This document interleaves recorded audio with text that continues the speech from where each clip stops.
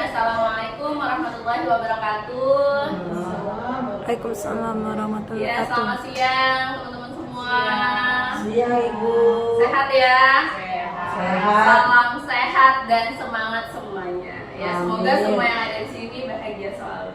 Amin. Ya, hari ini saya Tri Sumarsi, calon guru penggerak angkatan ke-9 dan SMP Negeri 18 Jakarta, akan mencoba melakukan sosialisasi tentang budaya positif di lingkungan sekolah.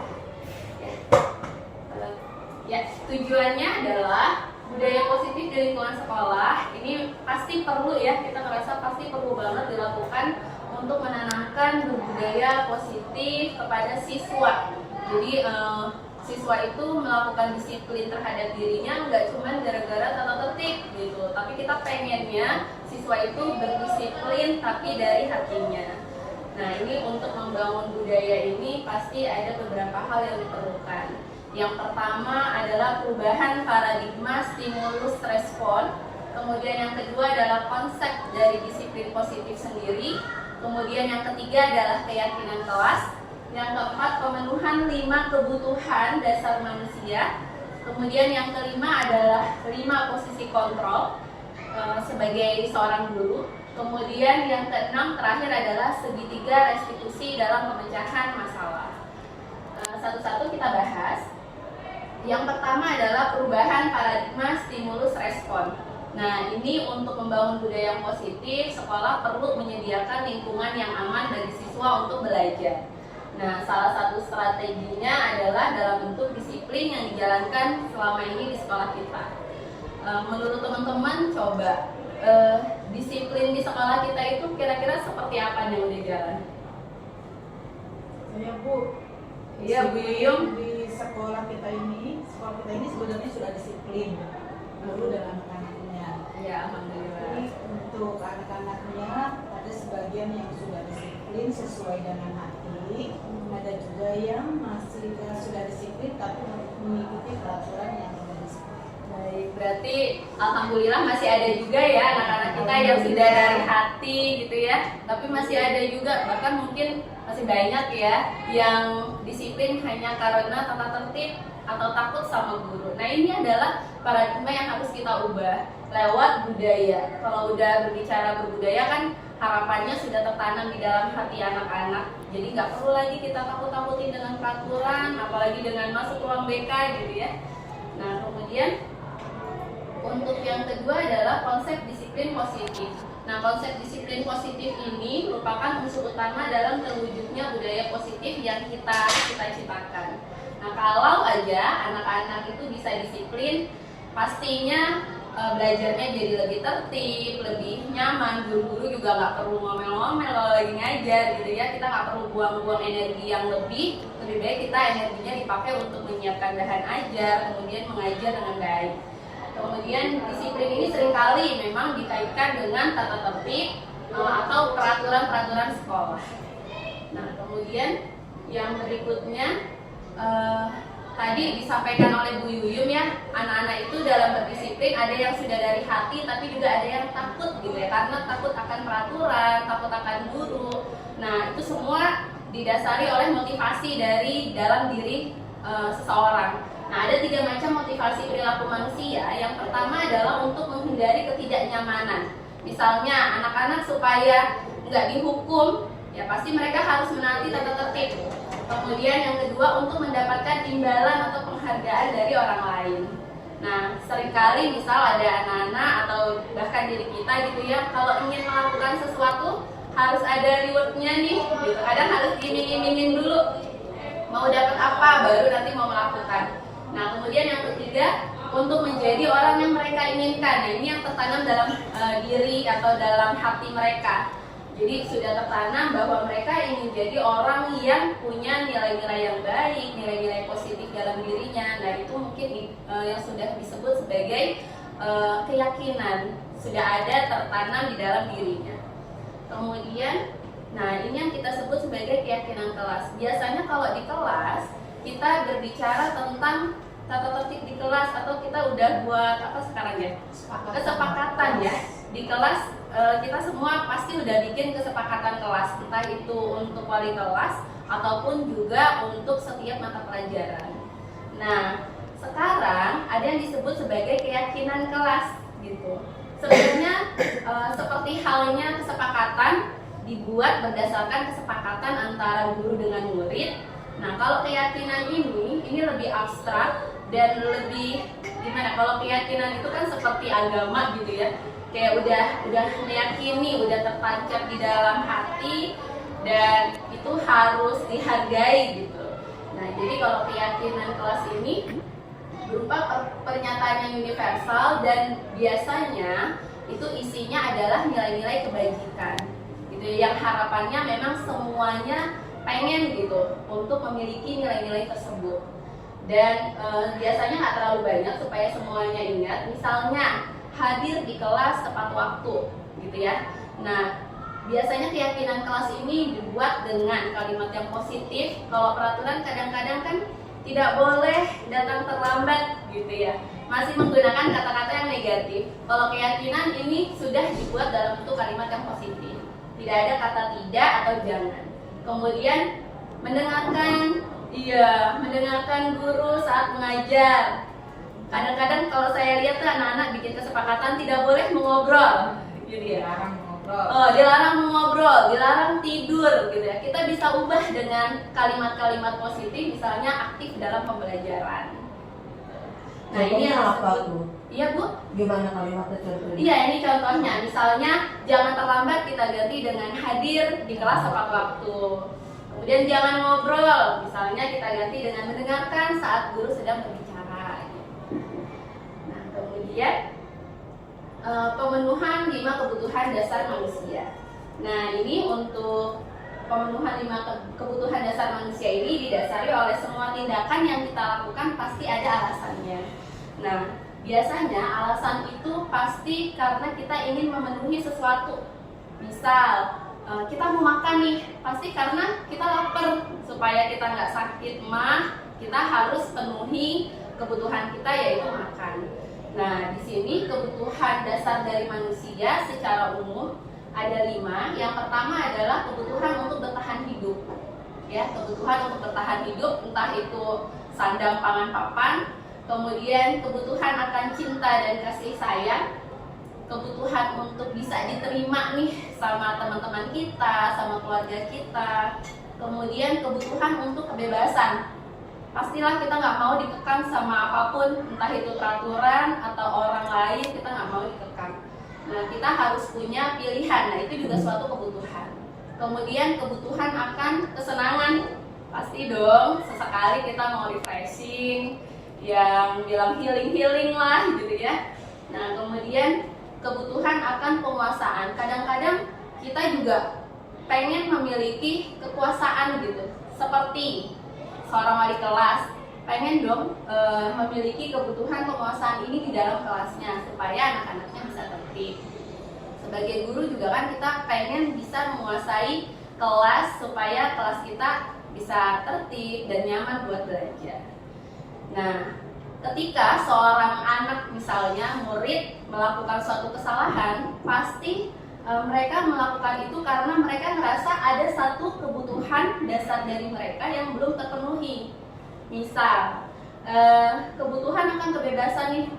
Anak-anak misalnya bolak-balik ke kamar mandi, ya kita suka jangan keluar masuk mulu gitu ya. Kalau lagi belajar tertib, jangan sering keluar masuk dan lain sebagainya. Pasti kita sebagai guru selalu ingetin gitu kan. Tapi mungkin bagi mereka kalau di dalam kelas terus mereka ngerasa nggak bebas, tertekan, bosan gitu ya. Mereka butuh akan kebebasan, mereka butuh akan kesenangan. Ketika mereka ngerasa kebutuhan ini tidak terpenuhi, ya otomatis ada sesuatu yang akan dilanggar oleh mereka. Nah, lagi-lagi kita nih perannya sebagai guru gitu ya. Kalau di kurikulum Merdeka itu sepertinya guru nih poin utamanya. Kalau anak ngerasa ada hal-hal yang kurang nyaman, berarti kita yang dianggap sebagai kurang memenuhi kebutuhan mereka gitu. Jadi ya guru sebagai seorang guru biar bagaimanapun ya anak murid itu ya anak gitu. Anak itu artinya mereka pasti ada hal-hal yang pengennya masih main dan lain sebagainya, dan ya kita harus memahami itu dan memberikan kesempatan buat mereka selain belajar ya bermain. Bahkan kadang-kadang ada yang disebut belajar sambil bermain gitu ya. Sekarang di depan lapangan kita aja kan sudah dibuat tuh permainan-permainan ya. Mungkin ketika kita belajar matematika bisa sekalian untuk dipakai buat bermain. Nah kemudian ini adalah 5 posisi kontrol sebagai seorang guru. Biasanya 5 ini nggak lepas. Yang pertama, posisi kontrol kita seorang guru sebagai penghukum gitu ya. Pasti saya nih contohnya ya, saya masih kadang-kadang melakukan ini ketika ada anak yang bermasalah di dalam kelas gitu ya, nggak bisa diem, pasti saya akan memberikan hukuman. Misalnya ada anak yang belum selesai ngerjain tugas, teman-teman yang lain udah selesai. Kadang-kadang nih nggak boleh istirahat sebelum selesai, atau mungkin kita tambah lagi tugasnya kalau dia nggak ngerjain. Mungkin saya doang apa teman-teman juga ya, kadang saya masih egois gitu ya. Ya sama Bu. Nah, kalau ada yang buang sampah sembarangan ngeliat aja kita, kadang saya suka bilang ambil sapu gitu kan, nyapu, bersihin. Ya mungkin bagi mereka itu sebuah hukuman. Nah padahal mungkin menurut kita adalah kita mau menegakkan ketertiban di kelas supaya anak-anak belajarnya tertib. Kemudian posisi kontrol kita sebagai seorang guru pembuat orang merasa bersalah. Misalnya ngomongnya sih lembut gurunya gitu ya, tapi misal ada anak yang berbuat salah, terus anak itu kita bilangin gini, kamu kenapa melakukan itu? Kan kalau orang tua mau tahu gimana? Atau bahkan mungkin kita bilang, kalau kamu nakal terus nanti ibu yang diomelin sama kepala sekolah gitu ya. Nah itu juga disebut sebagai kalimat yang bisa membuat anak merasa bersalah gitu, menjadi orang yang merasa bersalah. Oh iya ya, ntar kalau misalnya saya nakal terus, ntar bu gurunya diomelin sama kepala sekolah gitu. Nah kemudian posisi kita guru sebagai teman untuk anak-anak. Nah ini guru memposisikan diri sebagai teman. Misalnya dengan bahasa-bahasa teman sekarang ya Bu ya, gimana ya?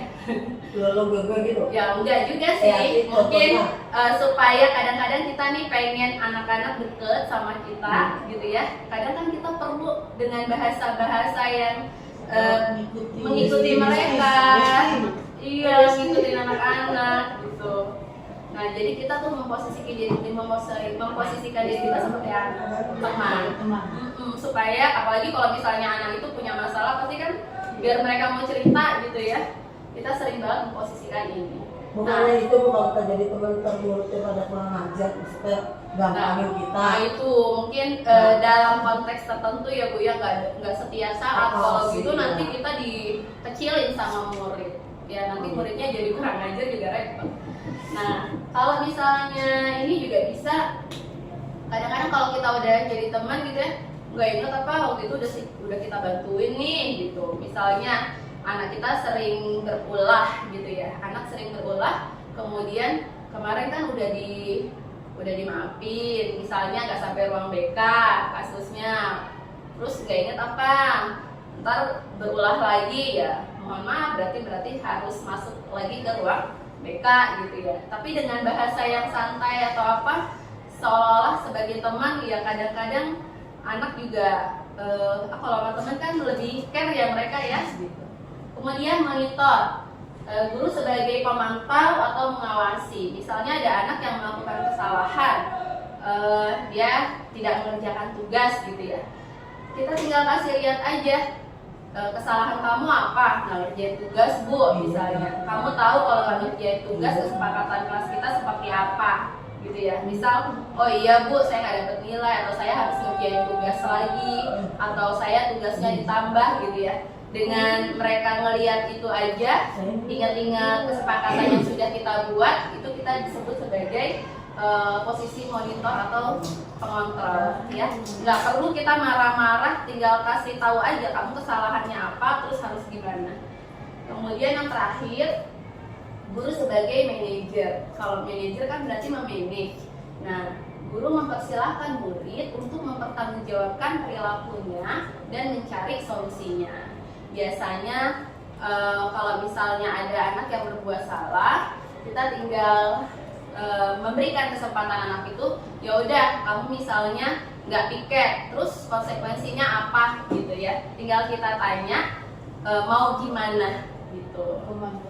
Iya, jadi mereka memberikan solusi sendiri gitu ya. Dengan harapan kalau dia memberikan solusi sendiri, berarti dia akan menjalaninya dan tidak akan mengulangi kesalahan yang sama. Baik, nah terakhir ini adalah segitiga restitusi. Restitusi ini adalah proses untuk menciptakan kondisi bagi murid untuk memperbaiki kesalahan. Biasanya sebelum mempelajari ini, saya kalau ada anak yang berbuat salah pasti langsung deh, yang namanya wali kelas suka ngejas langsung deh, pengennya supaya masalahnya selesai aja gitu ya. Tapi ternyata setelah mempelajari ini nggak bisa begitu, ada tahapan-tahapannya. Seperti yang pertama, menstabilkan identitas. Jadi kemarin itu ketika di kelas saya ada kasus ya yang handphone Bilal itu ya, itu kan sebelum mempelajari ini ya memang harus ditanyakan, kemudian teman-temannya juga, bahkan mungkin anak yang kita anggap sebagai tersangka-tersangkanya kita panggil ke kelas, di depan kelas dan lain sebagainya ya, sampai ke ruang BK. Ternyata ada tahapan-tahapannya. Kalau bisa jangan dulu ditaruh anak itu di depan kelas, takutnya malu kan gitu ya. Kalau kita kan pengennya biar mereka jujur atau teman-teman yang lain bisa bantu gitu ya, gerak. Nah ternyata enggak, ada langkah-langkahnya. Pertama adalah menstabilkan identitas, yaitu kita memberikan kalimat seperti ini. Ya maklum, namanya manusia pasti pernah punya salah gitu ya. Kamu melakukan kesalahan, ibu juga pernah loh bikin kesalahan gitu ya. Tapi kesalahan ini namanya kesalahan ya harus sama-sama diperbaiki. Nah seperti itu kalimatnya. Jadi kita menyadarkan anak bahwa setiap manusia itu adalah makhluk yang punya kesalahan. Kemudian yang kedua adalah validasi tindakan yang salah gitu. Biarin anak cerita dulu kenapa sih dia ngambil handphone temennya gitu ya. Ternyata ketika saya tanya, oh iya dia mau main handphone, mau main games yang ada di handphone temennya karena dia nggak punya handphone gitu. Jadi biarin dulu dia cerita kenapa. Nah dari situ nanti masuk ke menanyakan keyakinan. Oke, anak udah kita nggak langsung salahkan, kemudian juga dia udah menceritakan kenapa dia ngambil handphone temennya gitu ya. Kemudian kita tanyakan keyakinannya. Kita kan sudah membuat keyakinan kelas di dalam kelas. Misalnya ketika dia ngambil handphone, keyakinan, ada nggak keyakinan yang udah dilanggar gitu ya? Pasti anak akan jawab ada bu. Nah nanti kita tanya lagi keyakinan yang seperti apa. Misalnya mengambil barang teman, kemudian tidak menghargai teman, itu juga bisa. Nah kemudian kita bisa tanya lagi, menurut kamu solusinya seperti apa? Yang balik lagi ke peran kita sebagai seorang manajer tadi gitu ya. Harapannya supaya anak bisa mencari solusinya dan bisa melaksanakan solusi tersebut supaya mereka tidak mengulanginya. Nah sampai di sini ada teman-teman yang menanya nggak? Materinya nggak terlalu banyak, harapannya jelas bu, udah cukup jelas. Iya siap. Kalau cuma satu anak, kalau dalam satu kelas itu ada beberapa anak yang melakukan kesalahan, bagaimana itu cara mencari solusinya? Iya. Berarti sebelum berterima kasih saya lanjutin ke sini dulu ya. Nah kalau misalnya ada anak-anak yang banyak melakukan kesalahan ya bu ya, mungkin kita bisa, pasti dong kita punya ketua kelas ya bu ya, kita bisa tanya dulu. Ketua kelas itu kan berarti salah satu anak yang kita percaya di dalam kelas. Kita tanya dulu, kemudian seluk beluknya lah bu ya. Tapi berarti kan harus di dalam kelas tersebut kita tanya. Nanti kalau misalnya sudah mengerucut, baru kita panggil satu persatu dan sesuai dengan segitiga restitusi tadi. Misalnya kesalahannya apa nih kalau bareng-bareng? mereka tidak mengerjakan tugas jamaah kali ya Bu ya. Misalnya ada yang ngompori nih, dia nggak usah ngerjain tugas IPA gitu ya. Tenang, orang gurunya juga wali kelasnya gitu ya. Nah, bisa aja kan saya mungkin ya sebagai seorang guru, saya tanya nih sama ketua kelas, orang yang dipercaya oleh wali kelas tersebut, saya tanya apa permasalahannya, kenapa nggak mau ngerjain tugas. Pasti kan nanti akan muncul tuh jawaban dari anak. Nah, mungkin akan tersebutlah kompor-kompornya lah gitu ya, dalam tanda kutip, orang-orang yang mempengaruhi. Baru nanti setelah itu oke, berarti nanti dipanggil.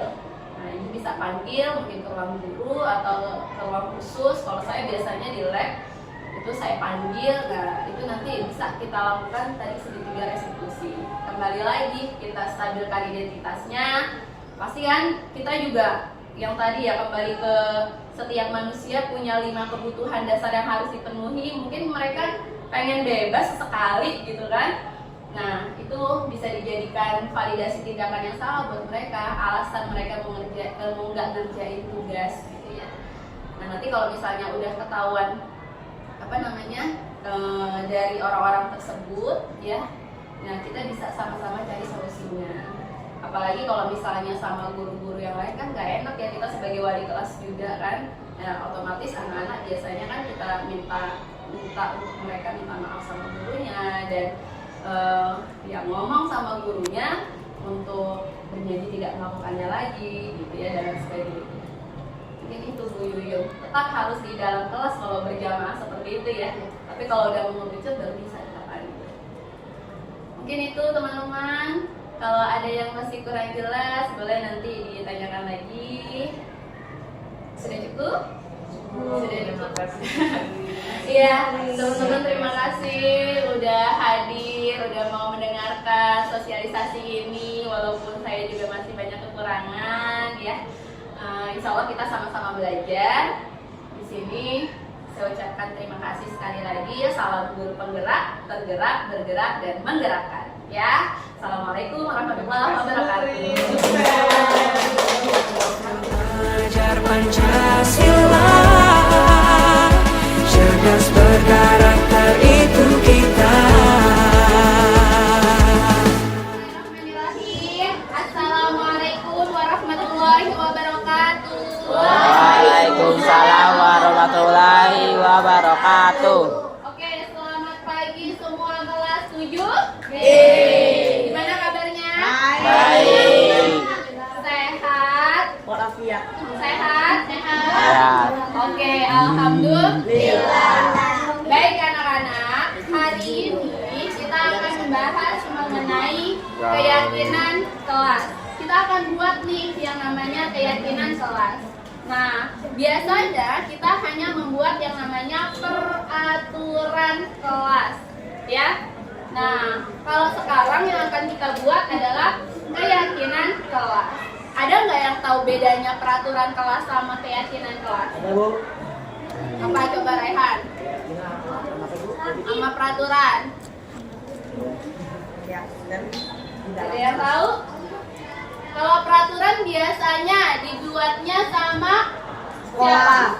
Sekolah. kalau keyakinan kelas Ya. dibuat di kelas. Artinya cuma satu arah doang. Kalian dilibatin nggak kalau bikin peraturan? Enggak kan? Nah, tapi kalau keyakinan, ya, ini yang buat adalah kita nih, ya, kita bersama. Kalian sebagai murid dan contohnya ibu sebagai guru, gitu ya. Jadi keyakinan ini dibuat dari dua belah pihak. Kalau nanti udah dibuat oleh kedua belah pihak, maka kita harus menaatinya, ya, bersama. Oke? Kira-kira keyakinan kelas ini dibuat biar apa? Biar saling disiplin. Biar kelasnya satu atau tertib. Oke, intinya supaya nanti kalian belajarnya nyaman, gitu ya. Nah, untuk membuat keyakinan kelas ini nggak bisa langsung, tapi ada tahapannya. Yang pertama, ya, yang pertama keyakinan kelas ini dibuat dari yang namanya peraturan kelas, ya. Ibu akan membagikan, setiap anak akan ibu kasih satu lembar. Ya, kalian tulis di sini ya. Nah, kemudian nanti yang sudah menulis boleh maju. Nempelin di depan ya. Isinya adalah kira-kira peraturan kelas yang seperti apa yang harusnya ada di kelas 7G ini supaya kita belajarnya tertib, nyaman ya, dan kamu bisa tenang belajar IPA sama Ibu. Oke? Baik.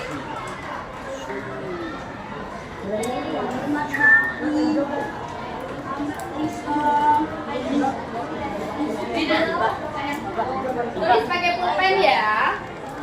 Nanti yang boleh, yang udah selesai boleh tempelin di depan. Ibu, apa Nas? Ibu ini peraturan. Ya, tulis peraturan. Oke. Tulis namanya nggak Bu? Nggak perlu, nggak apa-apa. Oh, kita lewatin. Tulis apaan, Bu? Tulis peraturan kelas yang seperti apa yang sebaiknya ada di kelas kita. Pokoknya nggak ada yang tulis ya. Tidak boleh tulis lagi. Lewatin.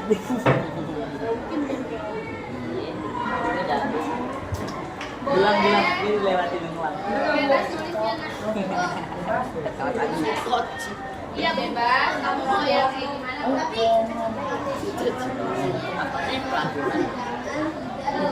Malu enggak? Depresi gitu. Kenapa? Kita kameramen. Satu aja. Kan jauh dari mic-nya. Jauh dari mereka. Enggak tahu sih.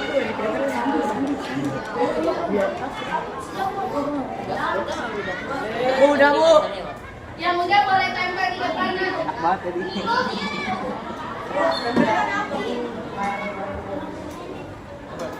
Baik, yang muda boleh maju tempel di depan. Satu aja boleh. Satu orang satu ya.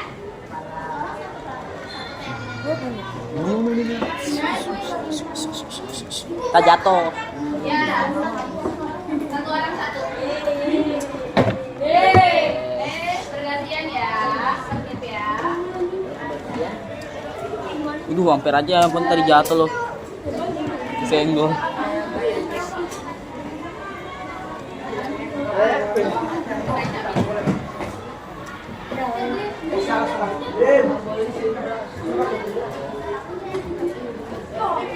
Ibu di videoin ya Bu.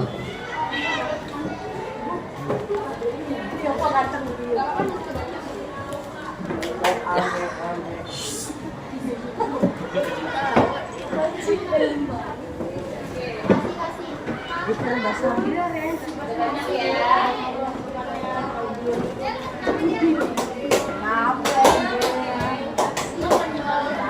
Ada lagi yang belum nempel?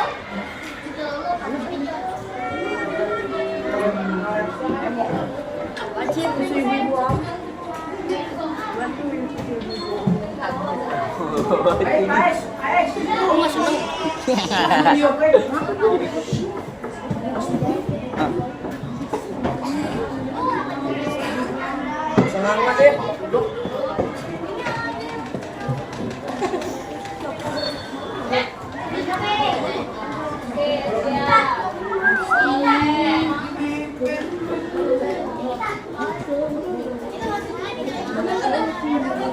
Dah. Baik, yang udah selesai nempelnya, boleh duduk lagi. Ini siapa yang belum? Kiano. Oke, Kiano ya, ditunggu Kiano. Yang barisan sini udah? Tengah udah? Udah, yang sini. Oke. Ayo Kiano.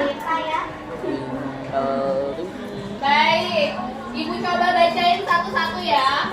Yang pertama, tidak berkata kasar. Ya, tidak berkata kasar. Kemudian mendengarkan omongan guru, mendengarkan omongan guru. Berarti kalau lagi belajar harus tertib ya. Kemudian disiplin dalam mengerjakan tugas dan tertib saat belajar. Kita sambil coba kelompokin ya. Kemudian tidak boleh bercanda di kelas. Ya, berarti sama ya, kalau guru lagi ngomong harus didengerin ya, nggak bercanda. Kemudian disiplin dalam kebersihan. Nah, ini mungkin yang piket nih, disiplin dalam kebersihan dan ketertiban. Mengerjakan tugas dari guru tepat waktu. Ibu kelompokkan dengan yang tadi, disiplin dalam mengerjakan tugas, sama ya. Kemudian saling menghormati. Nah, tidak ada pembulian. Nggak apa-apa, sama, kan siapa tahu memang kalian sehati pikirannya ya. Tidak bercanda di kelas, baik hati. Sama nih, tidak bercanda ya. Kemudian tidak coret-coret tembok dan meja. Apalagi kelas kita bertingkat nih ya. Kemudian saling menghormati, sama ya. Kemudian tidak boleh coret tembok, sama. Tidak boleh makan di kelas ya. Kemudian tidak boleh makan di kelas, sama. Makannya di mana dong? Di bawah. Di bawah ya. Sopan santun. Ya, berarti tidak berkata kasar ya. Ya, lanjut lagi, selalu tertib di kelas. Tidak boleh berisik. Tidak bercanda saat jam pelajaran. Jika ada guru tidak berisik. Nih, sama nih ya.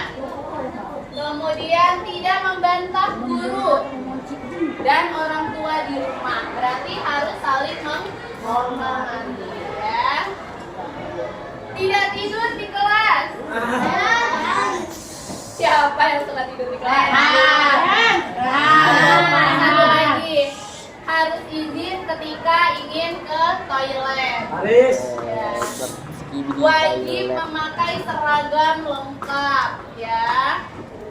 Tidak gendang-gendang meja, berarti harus tertib di kelas, sama. Sopan terhadap guru dan teman dan orang yang lebih tua ya. Tidak boleh makan di kelas. Kemudian tidak datang terlambat. Oke, baru lagi bertanggung jawab atas kewajibannya ya. Baik, kira-kira kurang lebih ada berapa nih? 1, 2, 3, 4, 5, 6, 7, 8, 9, 10, 11, 12 ya. Kurang lebih ada 12. Nah, tadi peraturan kelas masih banyak yang menggunakan kata tidak atau jangan, gitu ya.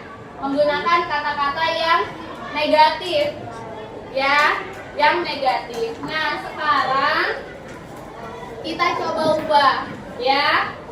Yang pertama kita ubah di sini, mengubah peraturan kelas yang tadi udah kalian buat, ya. Yang masih ada kalimat-kalimat negatif, yaitu kata tidak ataupun jangan, menjadi kalimat yang positif. Misal, tidak datang terlambat, kita ubah seperti apa, nak? Datang tepat waktu. Oke, kita ganti ya. Baik.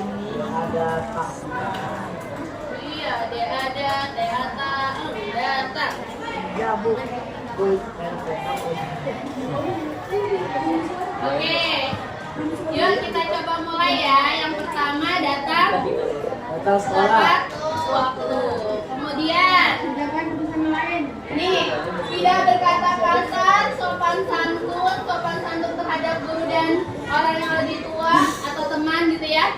Nah, berarti kita simpulkan ini Ucapan sopan gimana? Menjaga etika atau tadi menjaga sopan santun, menjaga sopan santun di dalam kelas, entah itu sama teman, entah itu sama guru ya. Oke, ibu tulis ya, nak. Sopan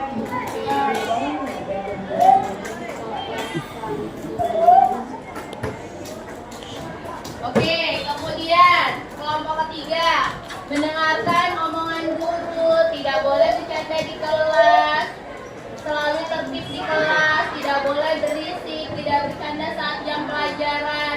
Jika ada guru tidak berisik, tidak gendang-gendang meja. Ini kalau kita kelompokkan kira-kira apa?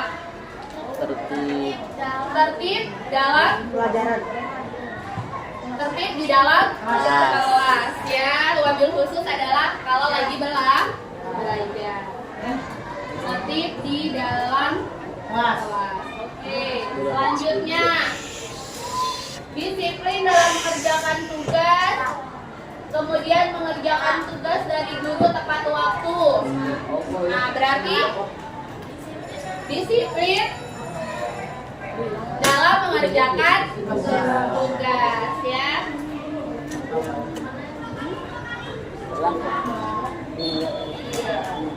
Lanjut ya, disiplin dalam kebersihan.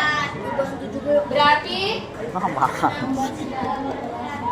bertanggung jawab dalam membersihkan kelas ya, khususnya yang piket, tapi umumnya adalah untuk semua karena menjaga kebersihan kelas kita nggak cuma yang piket loh ya. Oke, kemudian saya tulisnya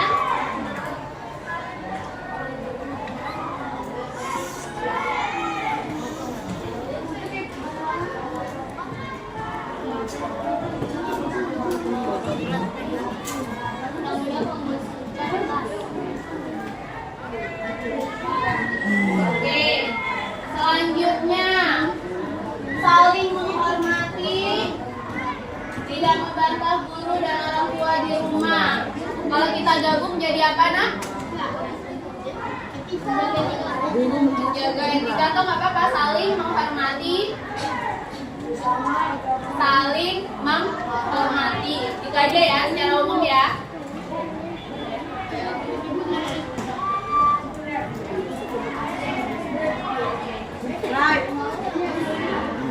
Oke, kita lanjut. Tidak mencoret-coret tembok dan meja. Apa? Menjaga fasilitas sekolah. Menjaga fasilitas sekolah.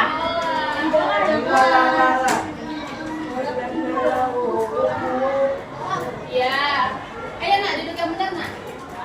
Nah ini tidak boleh makan di kelas.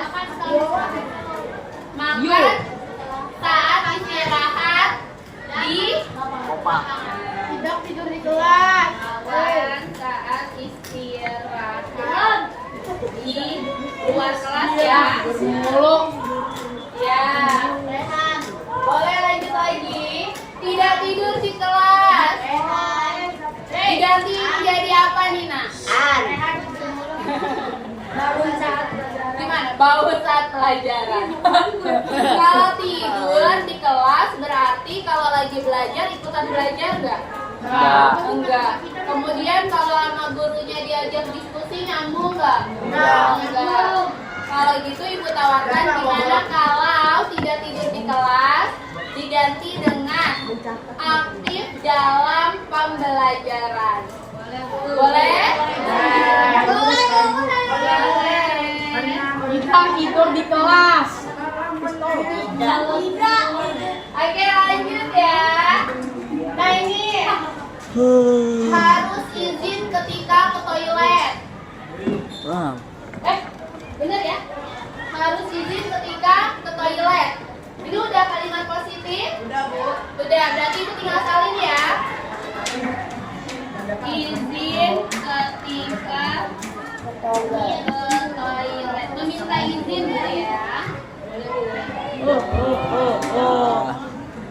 Iya. Sampai 12 ya Bu ya? Kita lanjut lagi coba. Wajib memakai seragam lengkap.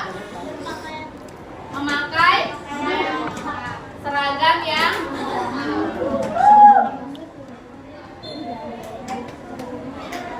oke, coba tadi ya bertanggung jawab atas kewajibannya tadi udah kita gabung pada saat ini ya. Ini bertanggung jawab menjaga ya? Atau bertanggung jawab? Ya, menjaga kebersihan kelas nggak boleh ya. Oke, sudah sampai sini. Ada yang mau ditambahkan lagi? Udah? Udah ya? Coba kita perbesar ya.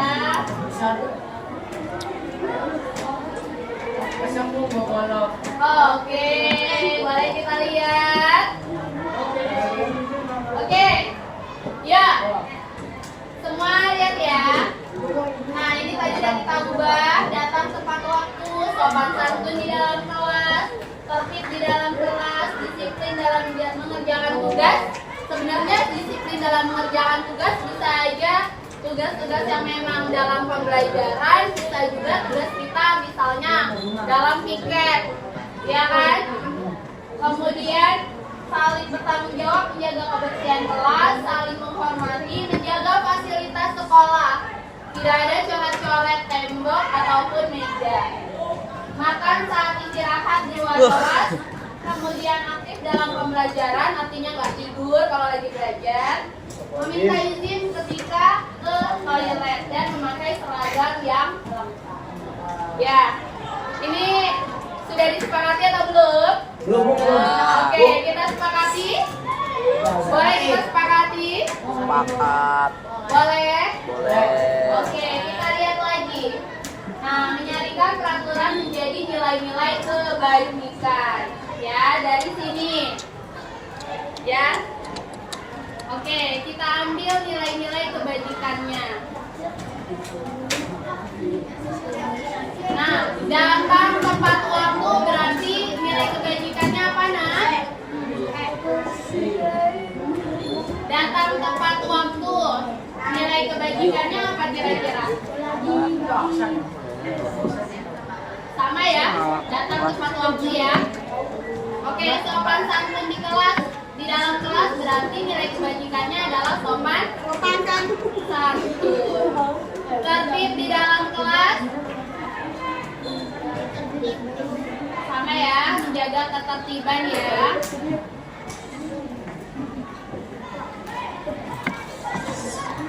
Kemudian disiplin dalam mengerjakan tugas. Nilai kebajikannya kira-kira apa? Disiplin. Bertanggung jawab dalam menjaga kebersihan kelas. Berarti bertanggung jawab. Saling menghormati tetap ya. Menjaga fasilitas sekolah. Berarti sama aja dengan tanggung jawab ya. Udah dipinjemin ya sama sekolah kelas yang bagus. Ruangannya udah dicat, ya udah rapi. Nah berarti kita harus tanggung jawab. Jangan sampai kelas kita ada coretan lagi, gitu ya. Kemudian makan saat istirahat di luar kelas. Ya ini sebenarnya nilai kebajikannya adalah sama saja dengan disiplin. Karena kamu udah disuruh sama pihak sekolah kalau makan di luar kelas ya, di bawah dan pada saat jam istirahat. Nah, kemudian aktif dalam pembelajaran. Sama ya, nilai kebajikannya. Meminta izin ketika ke toilet. Ini sama dengan sopan santun. Nilai kebajikannya adalah sopan santun. Kalau kalian misalnya keluar tanpa izin, sopan nggak sebenarnya? Nah, ya. Kemudian memakai seragam yang lengkap, ini sama aja dengan tertib, ya. Oke. Air minummu udah bisa air handy.